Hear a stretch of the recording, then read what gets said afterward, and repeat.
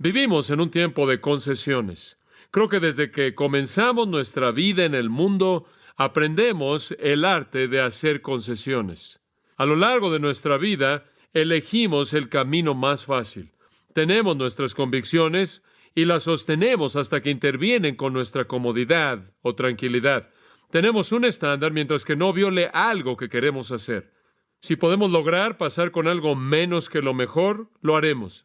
Si podemos hacer un poco de trampa en los principios divinos o aún en los principios que decimos creer, también lo haremos. En muchos casos, si eso logra nuestros objetivos. Y ese es un enfoque muy personal a la vida que tiene una perspectiva mundana, ya que todos los individuos que vivimos de esa manera nos conformamos a un mundo de concesiones y, francamente, la conveniencia es el estándar que domina la vida humana. Adoramos al Dios del pragmatismo. Supongo que en la actualidad nuestro lema podría ser: si funciona, hazlo. Antes que nada, somos pragmáticos. Hemos abandonado en nuestra sociedad en la actualidad cualquier estándar moral. Nos hemos alejado del principio cristiano. No nos preocupa una moral bíblica. No nos importa la mayor parte de lo que Dios tiene que decir. Usted actúa de acuerdo con la filosofía de la conveniencia o el pragmatismo, lo que funcione, lo que logre los objetivos, lo que le permita alcanzar la meta, lo hacemos. Y entonces renunciamos fácilmente a nuestras conciencias, fácilmente renunciamos a nuestras convicciones, fácilmente nos alejamos de nuestros estándares para obtener un fin práctico. Y lo asombroso de esto es que parece que a nuestra sociedad le queda poca conciencia, poco sentido de culpabilidad o remordimiento. Descubrimos que los políticos, quienes parecen tener estándares tan elevados al momento de ser elegidos, cuando se encuentran en sus cargos, están deseosos de transigir esos estándares si eso les permite alcanzar su objetivo. Lo mismo es el caso en las prácticas de negocios. Desde los ejecutivos corporativos de las compañías hasta los vendedores, todos hacen lo mismo. Los abogados, quienes deberían ser la conciencia de cualquier sociedad, en la mayoría de los casos en la mayoría de los casos violan sus propias conciencias y eso permite ganar cierto objetivo. Y muy a menudo los líderes en todas las áreas de la vida hacen lo mismo. Aprendemos a mentir y a hacer trampa, a robar, ocultar la verdad y hacer lo que sea necesario para obtener lo que queremos. Y eso se transforma en nuestra forma de vida. Y cuando estamos en una situación de confrontación, a menudo nuestros más altos principios son enterrados, ya que no queremos ofender a alguien. No queremos ser entrometidos, o tenemos miedo de hablar lo que realmente creemos. Quizás en la vida de un cristiano, lo más obvio es cuando en medio de una conversación usted sabe que debería hablar de Cristo, pero en vez de hacerlo, cierra la boca para que no piensen mal de usted. Eso es una concesión.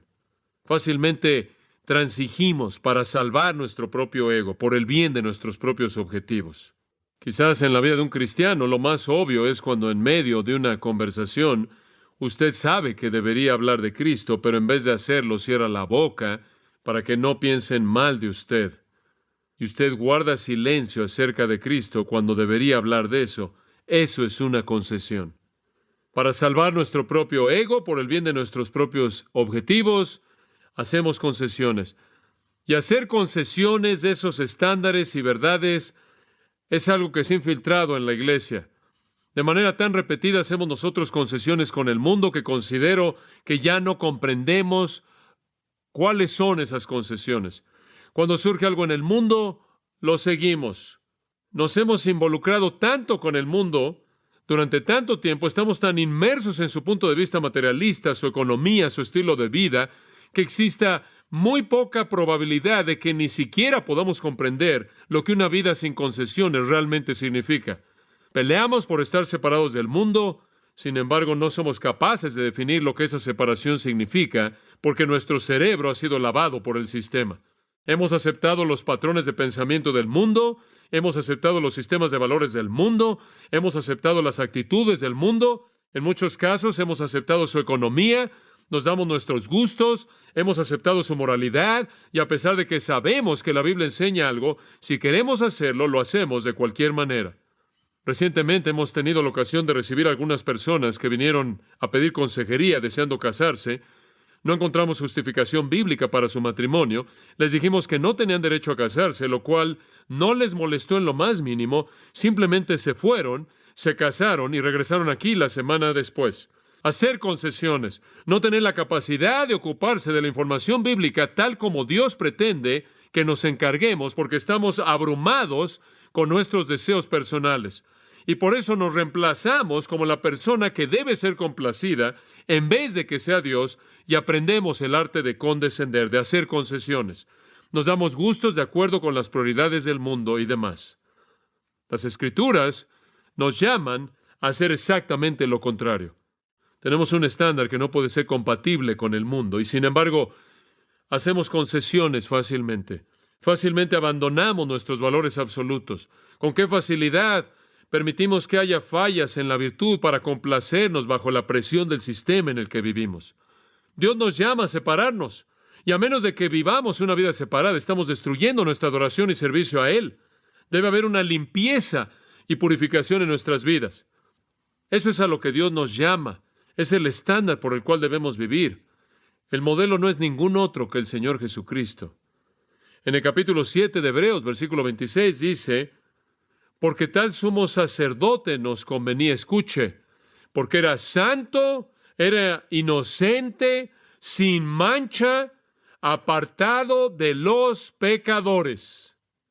Él es el patrón, santo, inocente, sin mancha, apartado de los pecadores. Dios nos llama a una vida así. Dios nos llama a un compromiso así. Moisés hizo ese compromiso con vivir una vida separada. Hebreos 11:26 dice acerca de Moisés: teniendo por mayores riquezas el vituperio de Cristo que los tesoros de los egipcios, porque tenía puesta la mirada en el galardón.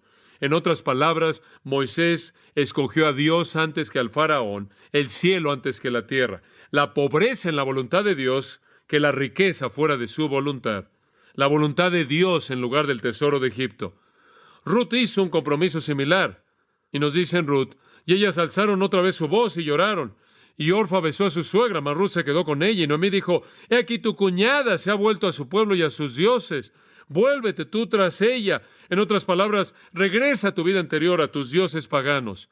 Respondió Ruth: no me ruegues que te deje y me aparte de ti, porque a donde quiera que tú fueres, iré yo, y donde quiera que vivieres, viviré. Tu pueblo será mi pueblo y tu Dios mi Dios. Donde tú murieres, moriré yo, y allí seré sepultada. Así me haga Jehová, y aún me añada, que solo la muerte hará separación entre nosotras dos. Y viendo Noemí que estaba tan resuelta a ir con ella, no dijo más.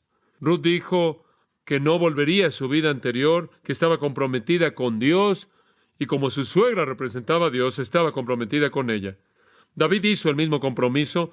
El Salmo 119 dice: mi corazón incliné a cumplir tus estatutos de continuo hasta el fin. Versículo 115: apartaos de mí, malignos, pues yo guardaré los mandamientos de mi Dios. Ni Moisés, ni Ruth, ni David hicieron concesiones. Dicen acerca de Bernabé, ese querido hombre de Dios que vemos en el Nuevo Testamento, una herramienta en la vida de la nueva iglesia. En Hechos 11:23 dice que cuando llegó y vio la gracia de Dios, se regocijó y exhortó a todos a que con propósito de corazón permaneciesen fieles al Señor. Bernabé le dijo a la iglesia que no hicieran concesiones y que se aferraran al Señor. Pero no existe un mejor ejemplo de la naturaleza de un espíritu que no hace concesiones como Daniel. Y por cierto, Ezequiel, quien era un contemporáneo de Daniel, debió haber pensado lo mismo, porque cuando Ezequiel quiso dar una lista de los grandes hombres justos de la historia, en Ezequiel 14:14, dijo que ellos eran Noé, Daniel y Job. Y colocó a Daniel en medio, a pesar de que los otros estaban muertos desde hacía mucho tiempo. Pocas veces un hombre vivo recibe ese tipo de honor, y normalmente y por lo general debe esperar estar muerto. Daniel era un gran hombre, un hombre justo. Veremos por qué en los primeros 8 versículos. Comenzando en los versículos 1 y 2, encontramos la difícil situación. La difícil situación. Ya hemos visto estos versículos y no necesitamos pasar mucho tiempo en ellos. Simplemente los leeremos brevemente y haremos 1 o 2 comentarios. En el año 3 del reinado de Joacim, rey de Judá, vino Nabucodonosor, rey de Babilonia, a Jerusalén y la sitió. Y el Señor entregó en sus manos a Joacim, rey de Judá, y parte de los utensilios de la casa de Dios, y los trajo a tierra de Sinar, a la casa de su Dios, y colocó los utensilios en la casa del tesoro de su Dios. Ahora hemos pasado 2 lecciones, 2 horas de enseñanza, hablando de estos 2 versículos. Simplemente quiero recordarles que el libro comienza en una nota triste. Lo que encontramos aquí es el primero de los 3 movimientos al cautiverio en Babilonia. El reino del norte había caído hacía mucho en esclavitud y ahora Judá, el resto del pueblo de Israel, quienes habían sido desleales, desobedientes. Su juicio había llegado. Nabucodonosor, el rey de Babilonia, quien ahora gobernaba toda esa parte del mundo, va contra Israel o Judá, la sitia, y luego se lleva a los prisioneros. Y en esta serie, durante esta serie de 3 deportaciones, la primera es durante el tiempo de Joacim, los prisioneros son llevados a Babilonia. Y entonces el libro comienza en una nota triste. Y no podemos evitar el pensar cuántas veces Dios había advertido a su pueblo. Dios les advierte de 3 maneras. Número uno, Él les advierte a través de los profetas, quienes constantemente predicaban que si no se arrepentían serían juzgados. Segundo, les advirtió con los asirios que invadieron su país. Pusieron una terrible presión. Cada vez Dios los liberaba, pero podían ver lo que sería estar bajo la presión de una nación extranjera.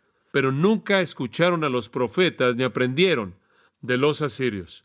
Y finalmente, Dios les advirtió con el cautiverio del reino del norte. Ellos debieron haber aprendido cuando vieron lo que le sucedió a ese reino, pero no lo hicieron. Continuaron en su pecado y Dios fue paciente y misericordioso lo más que pudo. Él dice en Génesis 6, y dijo Jehová, no contenderá mi espíritu con el hombre para siempre. Él dejó de contender con Judá y les trajo juicio y fueron llevados al cautiverio. Ahora, en la primera deportación vinieron Daniel, sus amigos y otro grupo entero de jóvenes de los cuales se habla en este pasaje. Pero la idea aquí es establecer la escena. Daniel es llevado prisionero. Toda la nación no ha sido llevada prisionera aún porque Dios quiere que Daniel esté allí cuando el resto del pueblo aparezca. Ahora, el versículo 2 nos dice algo interesante, que cuando Nabucodonosor realizó el primer sitio y de hecho derrotó a Joacim, sería interesante mencionar en este punto que cuando él derrotó a Joacim nunca lo sacó del trono. Él vio que en el pasado Joacim había sido con gusto un vasallo del faraón en Egipto y por eso creyó que él era una persona débil y por eso lo dejó allí. Y lo suficientemente intimidado como para no hacer nada. Así que lo dejó tranquilo allí. Pero para probar su poder, robó todas las vasijas de valor de la casa de Dios. Él literalmente robó el templo. Tomó todas las cosas de valor. ¿Por qué? Porque si usted podía en un país extranjero tomar las cosas de valor de sus dioses, podía demostrar su grandeza. Si el Dios de ellos no podía defenderlos, ni siquiera para dejar sus cosas en su propio templo, no había que preocuparse por él. Y los conquistadores juntaban todas las riquezas de los dioses de esa nación y las llevaban de regreso a su país para afirmar su poder sobre los falsos dioses extranjeros. Y entonces Nabucodonosor tomó todo esto y dice que lo llevó a la casa de su Dios. Hay muchos nombres posibles para este Dios. Es casi imposible saber cuál era. Parece que era un Dios relacionado con Bel, también relacionado con Baal. A veces aparece con el nombre de Medorac, otras veces como Marduk, como Enlil, etc. Ellos nunca podían expresar su teología correcta, ellos siempre mezclaban a todos. Quien quiera que haya sido ese Dios, allí llevaron las vasijas del templo. Ahora digo esto para mostrar cuán perdidos estaban. Dios ya ni siquiera estaba defendiendo más a Judá. El templo mismo de Dios podía ser robado y Dios no protestaba.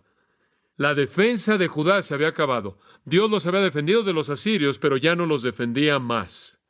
¿Y sabe una cosa? Este debió haber sido un tiempo difícil también para Daniel. 70 años después de su deportación, en el capítulo 6, versículo 10, cuando Daniel ora, su corazón aún añoraba la ciudad de Jerusalén.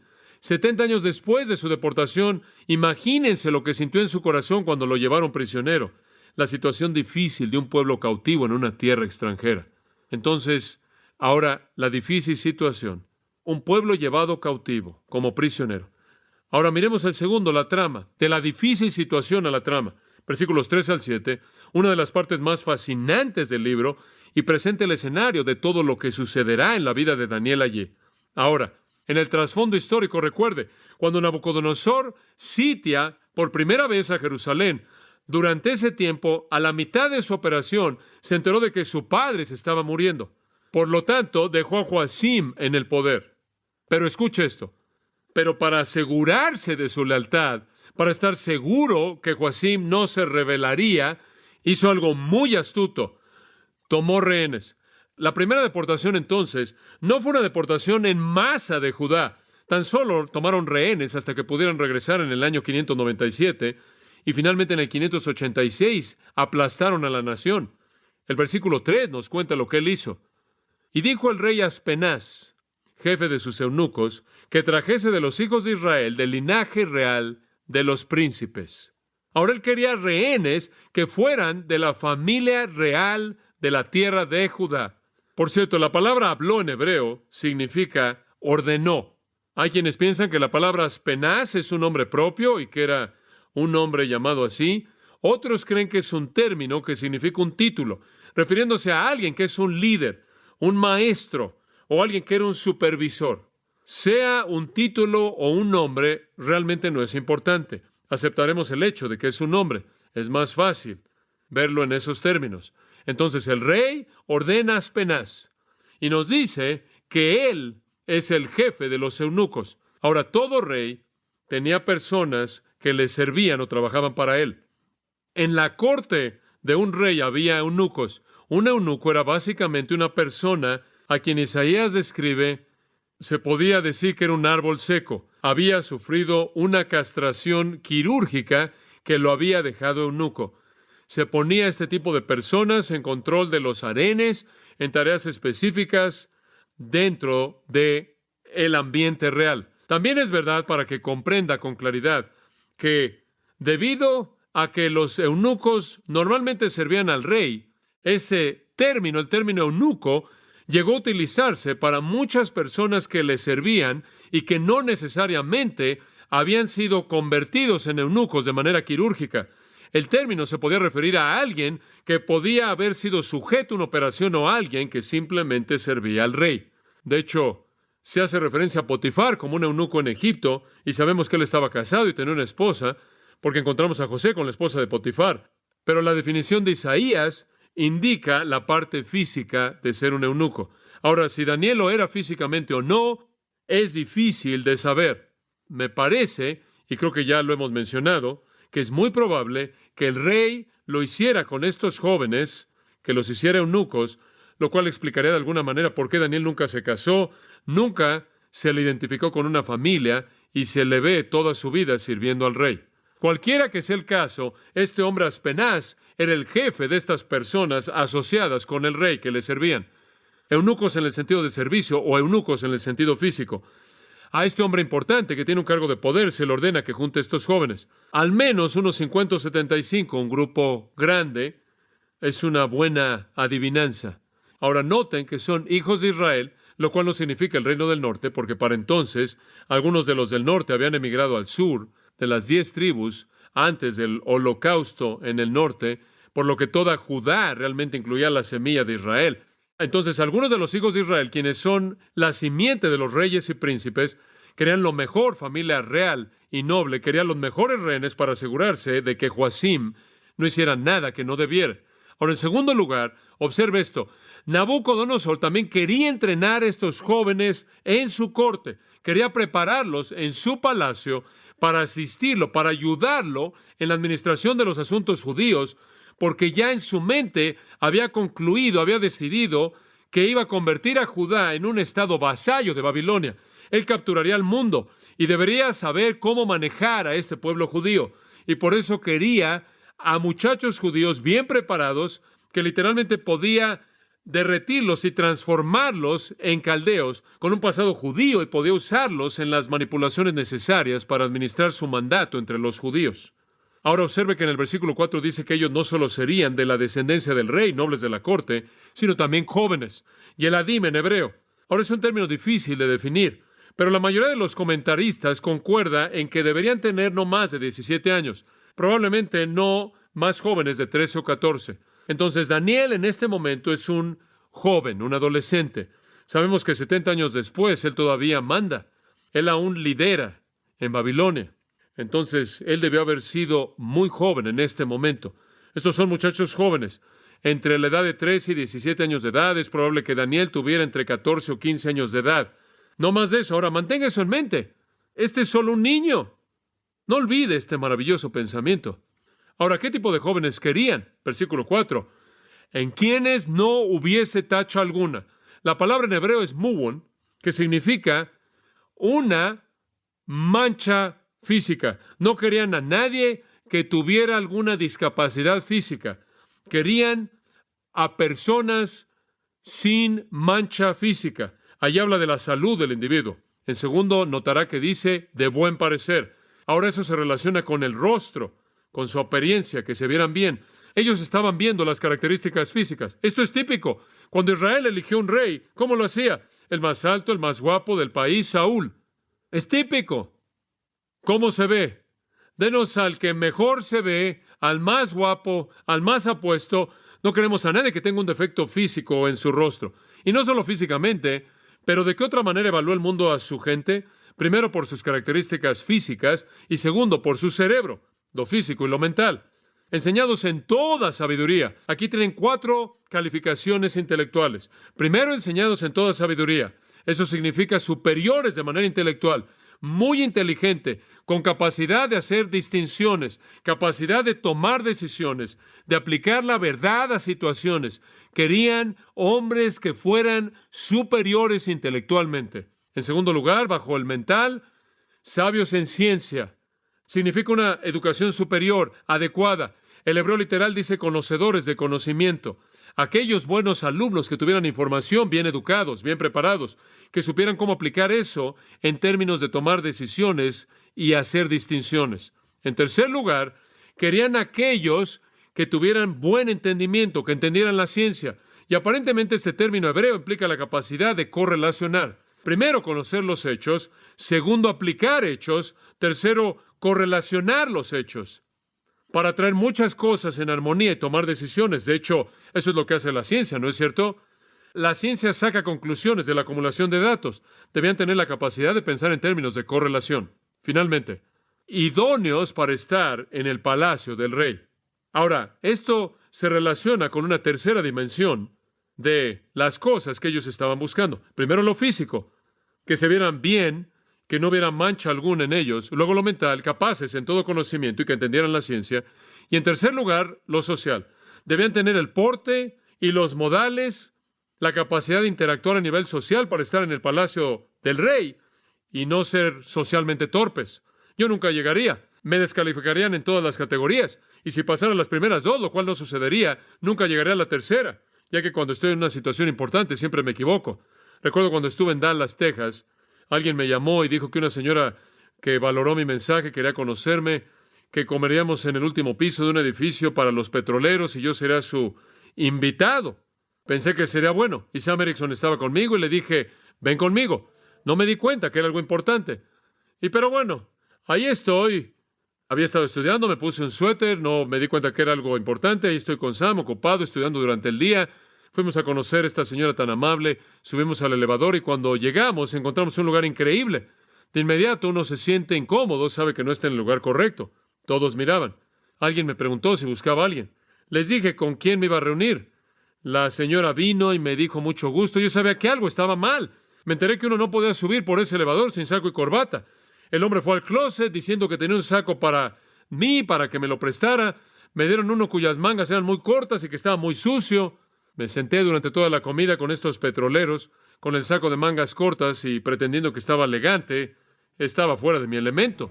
Y sacó del closet un saco que era 48 corto. Digo, me quedaba aquí y por acá. Me senté durante toda la comida con estos petroleros, con el saco de mangas cortas, pretendiendo que yo tenía capacidades elegantes. Y yo estaba pensando, por favor, llévame a McDonald's, en el mejor de los casos, Carl's, usted sabe. Cuando el mundo busca personas adecuadas, buscan en términos de su definición física, mental y social. Eso es todo, porque eso es todo lo que pueden comprender. No saben nada acerca de la virtud, nada acerca de la calidad espiritual, no saben nada acerca de la virtud, nada acerca de la moral. Ellos dijeron que les consiguieran los jóvenes más inteligentes, más guapos que pudieran encontrar y los transformaran en caldeos. Ese era el plan.